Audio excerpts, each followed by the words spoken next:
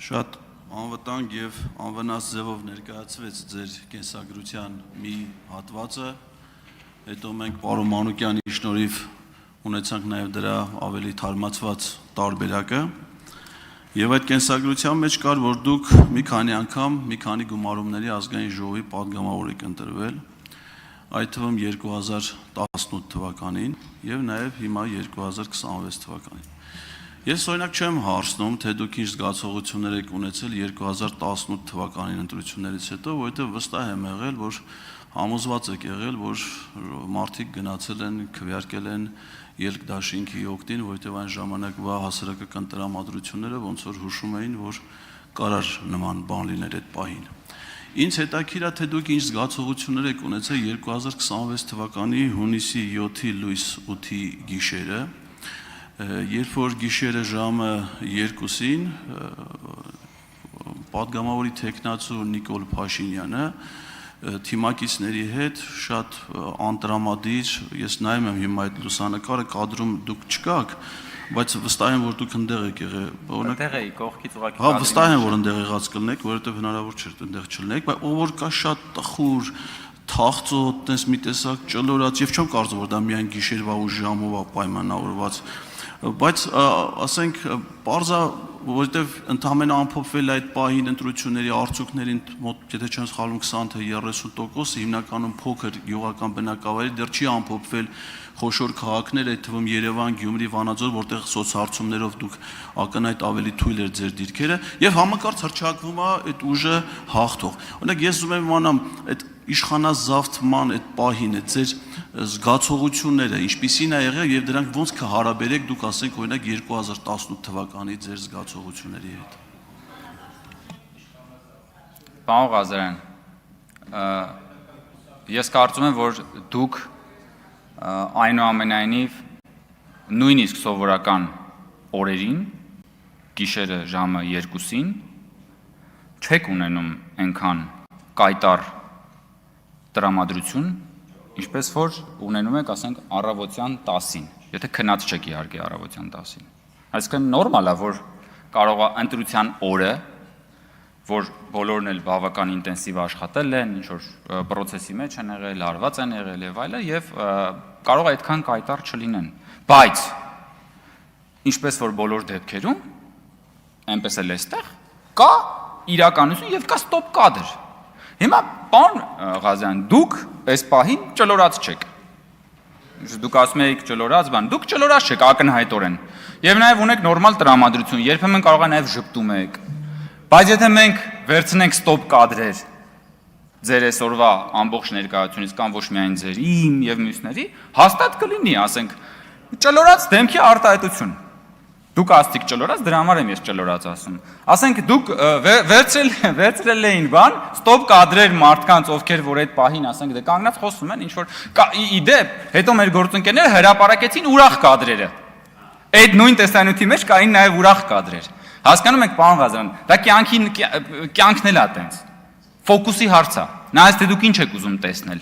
Եվ ինչի վրա եք ձեր ուշադրությունը դարձնում, դա էլ տեսնում եք։ Ինչ վերաբերում է պարոն Ղազարյան իշխանազավթմանը։ Ես այնուամենայնիվ ուզում եմ ձեզ հիշեցնել, պարոն Ղազարյան, որ դուք մասն եք եղել մի քաղաքական թիմի, քաղաքական թիմերի, որոնք որ Հայաստանի Հանրապետությունում ունեն իշխանազավթման ամենամեծ պորտֆոլիոն, որոնք որ կազմակերպել են, որոնց օրոք որ կազմակերպվել է հոկտեմբերի 27-ի ահաբեկչությունն ու տերորը, որոնց օրոք որ Երևանի փողոցներում գնդակահարվել են Հայաստանի Հանրապետության քաղաքացիներ, հետաքրքիր է իմանալ, պարոն Ղազարյան, դուք ինչ հոգեվիճակ ունեիք այն պահերին, երբ որ համագործակցում էիք այդ քաղաքական ուժերի հետ, եւ շատ լավ գիտեիք, որ նրանք պատասխանատու են եղել հոկտեմբերի 27-ի ահաբեկչության համար։ Շատ լավ գիտեիք, որ նրանց ձեռքերը արյունոտ է Հայաստանի Հանրապետության 10 քաղաքացիների արյունով։ Շատ լավ գիտեիք, որ նրանք զբաղվել են համակարգված թալանով տասնամյակներ շարունակ։ Շատ հետաքրքիր է, պարոն Ղազարյան, թե դուք ինչ զգացողություններ ունեիք այդ ժամանակներում, ինչպես նաև հիմա։ Եթե արձագանքի ժամանակ կիսվեք մեզ հետ, ես երախտապարտ կլինեմ։ Արձագանք մի սեղմեք։ Միշտ չի որ պետքա սեղմել, դուք սպասեք կմիանը։ Ես ճիշտ ասած այդ կադրում գտնվող մարդկանց վիճակը նկարագրելուց մի քանի հոմանիշներ գործածեցի, չգիտեմ թե ինչի ձեզ ավելի հոգեհարազատ թված ճլորացը, բայց ես մի քանի հոմանիշ։ Ձեզ նայելով, բայց ինձ ինձ ավելի հետաքրքիր էր պատասխանի երկրորդ մասը, բովանդակությունը,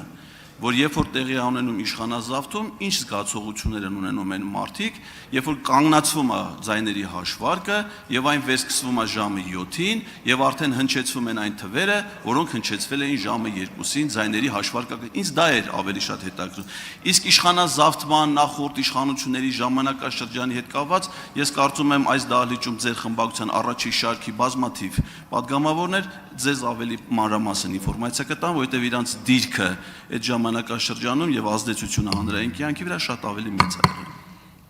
Պարոն Ղազարյան, ես նորից նշում եմ, որ եթե դուք վերցնեք, խնդրում եմ, վերցրեք այդ օրվա այդ ճեպազրույցի ասուլիսի ամբողջական տեսանյութը, նայեք եւ այդ տեսանյութը նայելուց հետո, եթե դուք իսկապես ազնիվ եւ անկեղծ գտնվեք, եկեք այդ նույն հարցը ինձ տվեք։ Եվ այդ ժամանակ ես ձեզ կպատասխանեմ, թե ես ինչ զգացողություն ունեի եւ դուք էլ կպատասխանեք, թե դուք ինչ զգացողություն ունեիք, երբ որ հայտնաբերեցիք, որ մենք այդքան էլ տխուր չենք եղել այդ կադրում։ Ինչ վերաբերում է հայտարարելու ժամին, պարոն Ղազարյան, դուք բավական փորձառու մարդ եք, եղել եք արտակարգ, դեսպանորդ եւ նախարար, եթե ճիշտ եմ ասում, տարբեր պաշտոններ եք զբաղեցրել, դաշնամուր եք նվագում, շատ ակտիվ գործիչ եք։ Դուք պիտի իմանաք, պարոն Ղազարյան, որ ընդհանրապես ընդունված է ամբողջ աշխարհում ընտրությունների գիշերը, նույնիսկ ավելի վաղ, հաշվի առնելով էքզիտ փոլերը, հաշվի առնելով արդեն եղած բավականաչափ շեմը ձայների հաշվարկի տոկոսային հարաբերությունը, բազմաթիվ ժողովրդավարական երկրներում արդեն քաղաքական ուժերը իրենց գրասենյակներում հայտարարում են ընտրության ընդհանուր պատկերը։ Դա նորություն չի։ Շնորհակալություն, Հարություն Մնացականյան։